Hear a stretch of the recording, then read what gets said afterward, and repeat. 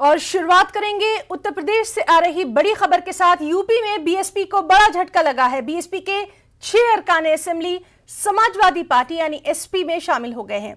असलम चौधरी, हरगोविंद भार्गव, असलम रायनन, मुश्तबा सिद्दीकी, हाकिम लाल और सुषमा पटेल ने समाजवादी पार्टी में शमूलियत इख्तियार कर ली है।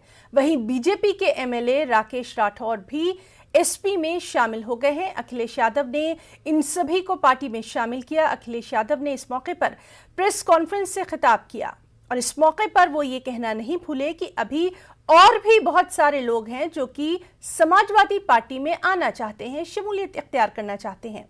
उन्होंने कहा कि अगले इंतखाबात में बीजेपी का सफाया हो जाएगा क्योंकि बीजेपी ने अपने वादों को पूरा नहीं किया। लोग, अवाम बीजेपी से नाराज हैं। आने के बाद हो सकता है मुख्यमंत्री जी अपने नारे का नाम बदल दें।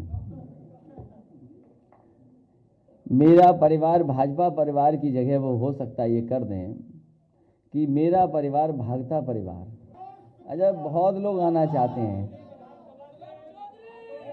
बहुत लोग आना चाहते हैं अपनी अपनी गोल के साथ। वो समय आएगा तो चीजें सामने आ जाएंगी, लेकिन जन आक्रोश इतना है, जनता इतनी दुखी है कि आने वाले चुनाव में भारतीय जनता पार्टी का सफाया होगा। और जो मैंने कहा है कि ये नारा जो बदलेगा, भाजपा परिवार भागता परिवार ही दिखाई देगा।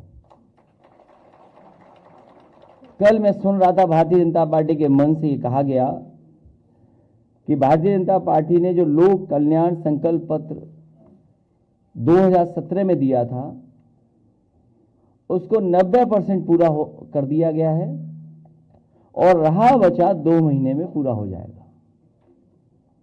मुझे लगता यह है कि भारतीय जनता पार्टी ने एक बार लोक कल्याण संकल्प पत्र बनाया 2017 का और उसके बाद उसको कूड़ेदान में फेंक दिया, क्योंकि उसके बाद उन्होंने कभी पन्ना नहीं पलटा। हालांकि ये दावा करते हैं कि पन्ना प्रभारी बहुत बनाते हैं,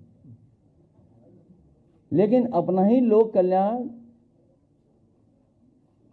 जो मैनिफेस्टो था वो भूल गए। और इस मैनिफेस्टो में सबसे पहली बात किसानों के लिए जो कही गई वो मैं उसी से पढ़ देता हूं। उसमें कहा गया कि 2022 तक उत्तर प्रदेश के किसानों की कृषि आमदनी को दोगुना करने के लिए एक विस्तृत रोड मैप तैयार किया जाएगा। और मंचों से यह भरोसा दिलाया गया किसानों को कि आने वाले समय में उनकी आमदनी दोगुनी हो जाएगी। आज किसान उत्तर प्रदेश का जानना चाहता है कि आखिरकार आय कब दोगुनी होगी। मुबैना क्रूज ड्रग्स मामले में फंसे आर्यन खान को बिलाखिर 28 दिन बाद जेल से रिहा किया गया। आर्यन खान को लेने के लिए खुद उनके वालिद शाहरुख खान आर्थर रोड जेल पहुंचे थे। जेल में कागजी कार्रवाई में थोड़ा वक्त जरूर लगा, लेकिन 11 बजे आर्यन खान को जेल से रिहा कर दिया गया। आर्यन खान रिहाई के बाद सीधे अपने घर मन्नत पहुंचे, जहां सैकड़ों शाहरुख खान के फैन, उनके मद्दाह, उनके चाहने वाले उनका इंतजार कर रहे थे।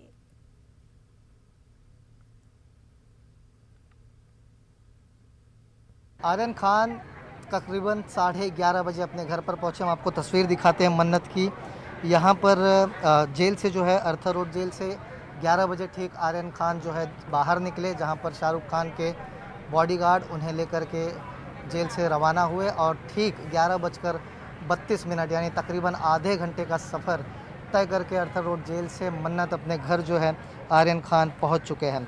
कुल मिलाकर देखा जाए आज 30 दिन के वक्त बीत गए हैं आर्यन खान को जेल में रहते हुए। मैं आपको याद दिला दूं कि 2 नवंबर को जो है 2 अक्टूबर को जो है कार्रवाई की गई थी एनसीबी की तरफ से और उसके बाद आर्यन खान की गिरफ्तारी दिखाई गई थी और तब से आज तक आर्यन खान जो है जेल में ही रहे और आज उन्हें जमानत के बिना पर पेपर के कागजी कार्रवाई ख़त्म करके उन्हें रिहा किया गया। और यही वजह है कि आधे घंटे का सफ़र तय करके 11 बजे से लेकर के 11:30 बजे अर्थर रोड जेल जो महालक्ष्मी इलाके में है और बांद्रा में मन्नत इनका घर है, तो आधे घंटे का सफ़र तय कर करके यहाँ पर पहुँच चुके हैं। कुल मिलाकर के देखा जाए तो आर्यन खान अब घर पर हैं, अपने परिवार के साथ हैं।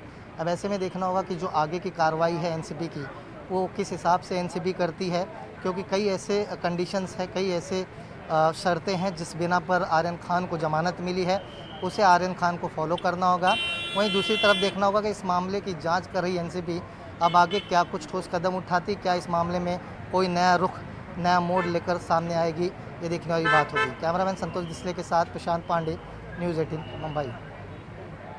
और मुबैना क्रूज ड्रग्स मामले में फंसे आर्यन खान को 28 दिन बाद जेल से रिहाई मिली। मन्नत के बाहर बड़ी तादाद में मीडिया और उनके फैंस मौजूद थे। इस दौरान वहां एक बाबा भी दिखाई दिए जो कि नशे के खिलाफ खास मुहिम चलाते कुछ यूं नजर आए। अपने घर पहुंच चुके हैं मन्नत, और जो फ़ैन फॉलोअर्स है आर्यन खान, शाहरुख खान के, वो अब मन्नत का रुख कर रहे हैं। मेरे साथ कुछ लोग हैं, उनसे बात करते हैं। पहले तो मैं आपको तस्वीर दिखाने की कोशिश करूंगा। आप देखें तो इनके हाथ में जो तस्वीर है वो बताने के लिए काफ़ी कुछ है कि किस तरह से welcome home Aryan Khan, prince Aryan Khan, यानी कुल मिलाकर के ये बैनर्स जो है, ये पोस्टर ऐसे बनाए गए हैं। इनसे बात करते हैं, जानते हैं पोस्टर के बारे में और कहाँ से ये लोग आए हैं। सबसे पहले कहाँ से आए आप लोग? मैं टाउन से आया हूँ। मेरा नाम गुफरान कुरैशी है और मैं शाहरुख खान का फ़ैन हूँ, biggest fan of Shahrukh Khan. हम लोग का पोस्टर जो आपने बनाया है, इसको क्या जी, कहेंगे, क्या किस तरह ये से explain सिम्बा है, ये आर्यन है और ये भाई है, शाहरुख खान है। ये मतलब ये भाई ने आर्यन को उठा के रखे कि मेरा सिम्बा, और ये शेर का बच्चा है। ये क्या कहेंगे, आज आर्यन घर पहुंच गए, कितनी बड़ी ये खुशी हो गई है कि मतलब इस बार का बर्थडे भी और अच्छा होगा आर्यन की खुशी में, और डबल खुशी है। आज भी फेस्टिवल है और 2 नवंबर को भी इंशाल्लाह फेस्टिवल होगा। क्या कुछ और तैयारी की है आप लोगों ने, कुछ विशेष तैयारी? हाँ, मतलब आएंगे, रहेंगे भाई के, अगर भाई आएंगे विश करेंगे भाई को, हम लोग देखेंगे यहाँ पे आएंगे जब हम लोग। और भी क्या है, मतलब बहुत सारे लोग भी आएंगे, अलग अलग जगहों से आते, कोई दिल्ली से, कोई कहाँ से कहाँ से आते। और फिर क्या है, मतलब बहुत सेफ्टी से रहना पड़ेगा यहाँ पे, मास्क लगा के। और सब लोग से गुजारिश है कि जो भी भाई के फ़ैन लोग आए ना, तो वो मास्क लगा के आए यहाँ पे, बिना मास्क के कोई ना आए। मामले को लेकर बात करें, 28 दिन जो है आर्यन जेल में रहा है, क्या कुछ कहेंगे? वो दिन कैसे बीतते थे जब मामला जब आता था, जमानत जब रद्द होती थी? ऐसा था तो हम लोग के तो दिनों रात मतलब उड़ी गई थी, हम लोग टेंशन में आ गए थे। और दूसरी बात क्या था, भाई को मतलब बहुत से लोग ट्रोल भी कर रहे थे इंस्टाग्राम पे, ट्विटर के ऊपर। बहुत से लोग क्या क्या बोल रहे थे, बाइकआउट शाहरुख खान। अभी मैं आपको क्या बोलूँ, वो खुद बॉलीवुड है भाई, वो खुद बॉलीवुड है, वो खुद शाहरुख खान जो है वो बॉलीवुड है, वो उनको कोई नहीं निकाल सकता। कितने बैनर बनाए हैं ऐसे आपने? ये 2 है बैनर, 2 बैनर है। आगे कुछ तैयारी? हाँ है, इंशाल्लाह बताएंगे, आगे की तैयारी बताएंगे इंशाल्लाह। शुक्रिया। आप देखें तो ये फैंस हैं जो धीरे धीरे एक एक करके अब मन्नत की तरफ रुख कर रहे हैं। आप यहाँ पर देखें तो अलग अलग तरीके से, जिस तरीके से जम पा रहा है उस तरीके से जो है यहाँ पर लोग खुशी मना रहे हैं। यानी आर्यन खान अपने घर पर पहुँचे, शाहरुख खान अपने घर पर हैं, साथ में हैं उनके, और यही सारी चीज़ों को देखने के लिए अब जो उनके फ़ैन फॉलोअर्स हैं, जो उनके चाहने वाले हैं, वो एक एक कर के अब मन्नत का रुख कर रहे हैं। कैमरामैन संतोष डिसले के साथ प्रशांत पांडे, न्यूज़ 18 मुंबई। और अहम खबर, वज़ीर-ए-आज़म नरेंद्र मोदी का इटली दौरा, वेटिकन सिटी में पोप फ्रांसिस से पीएम की मुलाकात। पोप फ्रांसिस से 1 घंटे तक पीएम ने बातचीत की है। माहौलियात और दीगर इशूज पर यह बातचीत हुई है। पोप फ्रांसिस को पीएम ने हिंदुस्तान आने की दावत दी है। तो इस वक्त की बेहद अहम खबर, वज़ीर-ए-आज़म नरेंद्र मोदी का इटली दौरा, वेटिकन सिटी में पोप फ्रांसिस से पीएम की मुलाकात हुई है। पोप फ्रांसिस से 1 घंटे तक वज़ीर-ए-आज़म ने बातचीत की है। माहौलियात और दीगर अहम मामलों पर यह बातचीत हुई है। और सबसे अहम कि पोप फ्रांसिस को पीएम ने हिंदुस्तान आने की दावत दी है।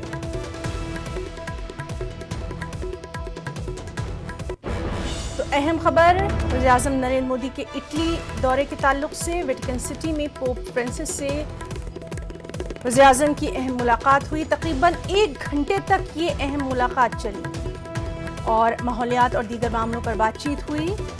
पोप फ्रांसिस को वज़ीर-ए-आज़म नरेंद्र मोदी ने हिंदुस्तान आने की दावत दी।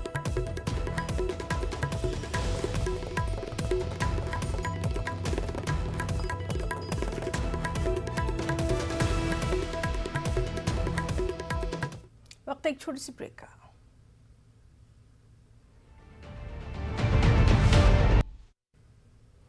त्रिपुरा में हुए तशद्दुद के खिलाफ वेलफेयर पार्टी ऑफ इंडिया ने कर्नाटक के कोप्पल शहर में एहतजाज किया। कैंडल लाइट प्रोटेस्ट करते हुए मुजाहिरीन ने अपने गम गुस्से का इजहार किया। वेलफेयर पार्टी के रियासती सदर एडवोकेट ताहिर हुसैन ने इस मौके पर कहा कि त्रिपुरा में एक खास तबके को निशाना बनाकर इबादतगाहों को नजरआतिश किया गया। रियासती हुकूमत खामोश तमाशाई बनी हुई है। इस पूरे फसाद पर जल्द से जल्द काबू पाने की जरूरत है।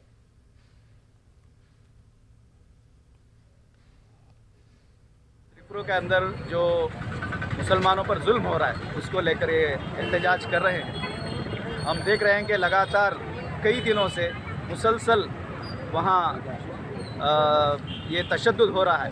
ये इस वक्त की सबसे बड़ी बदबख्ती है कि हमारा वज़ीर आज़म इस मुल्क के अवाम पर जुल्म होने पर भी खामोश बैठा हुआ है। हम इसकी भी शदीद अल्फाज में मजम्मत करते हैं। त्रिपुरा में जो दंगा हो रहा है इस वक्त और मुसलमानों की प्रॉपर्टीज़ और मस्जिदों को मिट्टी में मिलाया जा रहा है और 6 मस्जिदों को जलाकर खाक कर दिया गया है, तो इसके लिए इसके खिलाफ हम अगेंस्ट में यहाँ जमा हुए हैं।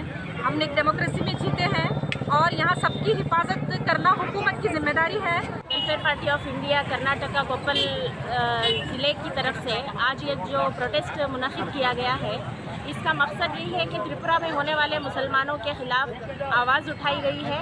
वहाँ की सरकार खामोश है, कुछ बात करने के लिए तैयार नहीं है। तो हम गवर्नमेंट से ये अपील करते हैं कि जितना भी नुकसान वहाँ पर मुसलमानों का हुआ है उस नुकसान की भरपाई हो और ये दंगे ख़त्म हो। कांग्रेस ने गोवा में असेंबली इंतखाबात की तैयारियां शुरू कर दी हैं। कांग्रेस के साबिक सदर राहुल गांधी आज गोवा के वलसाव में हैं। राहुल गांधी वलसाव में अवामी रैली से खिताब कर रहे हैं और बड़ी तादाद में लोग यहां उनको सुनने पहुंचे भी।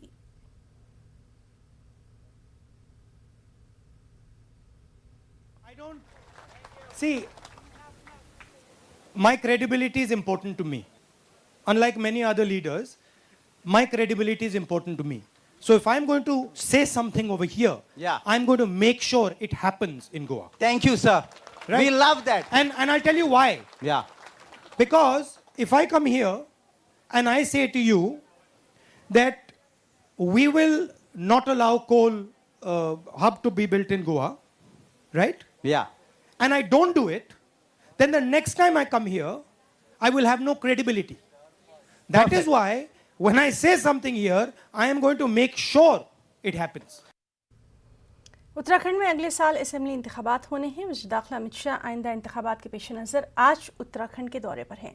वज़ीर दाखिला अमित शाह रियासत के कई प्रोग्रामों में शिरकत कर रहे हैं। अमित शाह आज बन्नू स्कूल ग्राउंड में एक रैली में भी शरीक हुए और रैली से खिताब किया। इस रैली के जरिए अमित शाह ने रियासत में इंतखाबी मुहिम की शुरुआत कर दी। अमित शाह ने अपनी रैली के जरिए रियासत के पार्टी कारकुनों में जोश भरा। जुमे के रोज़ ही लखनऊ में अमित शाह ने इलेक्शन की तैयारियों को लेकर बीजेपी लीडरों से खास मुलाकात की थी और इंतखाबात की हिकमत अमली भी यहाँ वज़ह की थी। जरा याद करिएगा, और मैं गत चुनाव में आया था, मैंने कहा था अटल जी ने उत्तराखंड को बनाया है, मोदी जी इसको संवारेंगे। और आज 4.5 साल के बाद आया हूं, उत्तराखंड का चौमुखी विकास हुआ। मैं आराम से बाद में इसके बारे में बात करूंगा, मगर मैं आज भी कहना चाहता हूं कि अभी भी उत्तराखंड में जो कुछ भी काम बच गया है, हमारे युवा मुख्यमंत्री भाई पुष्कर सिंह धामी के नेतृत्व में इसको समाप्त करने के लिए भारतीय जनता पार्टी प्रतिबद्ध है मित्रों, और इस वादे से हम कभी पीछे मुड़कर देख नहीं सकते। पानी का तहफ़्फ़ुज़ और तमाम तबक़ात तक साफ़ पानी की रसाई हिंदुस्तान की तरक्की में जद्दोजहद का एक बड़ा मुद्दा है। आखिर वो क्या तरीक़ा होना चाहिए जिससे मुल्क की तरक्की को तेज़ किया जा सके? पब्लिक हेल्थ इंजीनियरिंग की माहिर इंदिरा चक्रवर्ती ने इस मसले पर अपनी राय दी।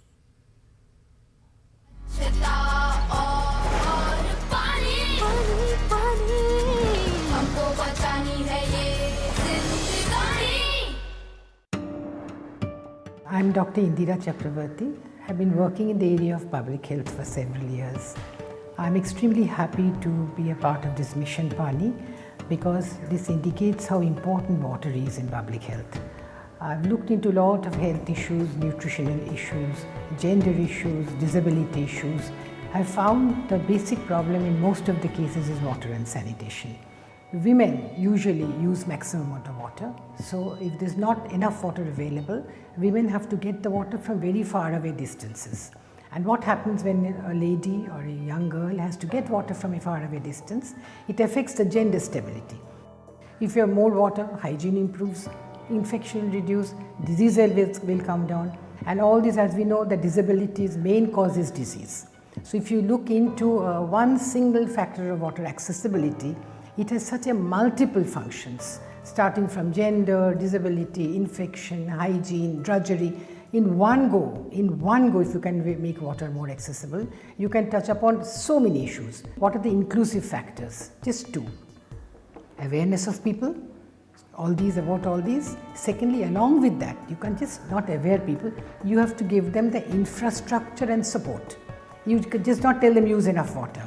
You have to see that they get enough water. So therefore, infrastructure to provide water has to be provided, and along with that, awareness on how to use, how to save, how to minimize, how to have maximum benefit of whatever you get has to be brought into knowledge of people.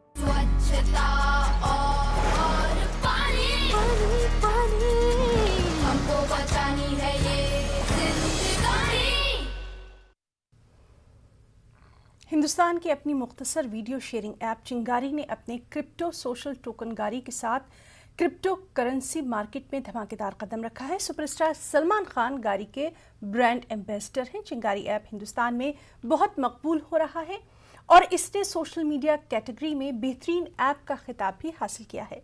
Spark app न सिर्फ मवाद तख्लीक करने वालों बल्कि नाजरीन, मुश्तहरीन और developers की कामयाबी की कुंजी है। गारी को मुस्तकबिल में ऐप करेंसी के साथ साथ गवर्नेंस टोकन के तौर पर भी इस्तेमाल किया जा सकता है। आइए जानते हैं प्रियंका से, जो एक इन्फ्लुएंसर हैं।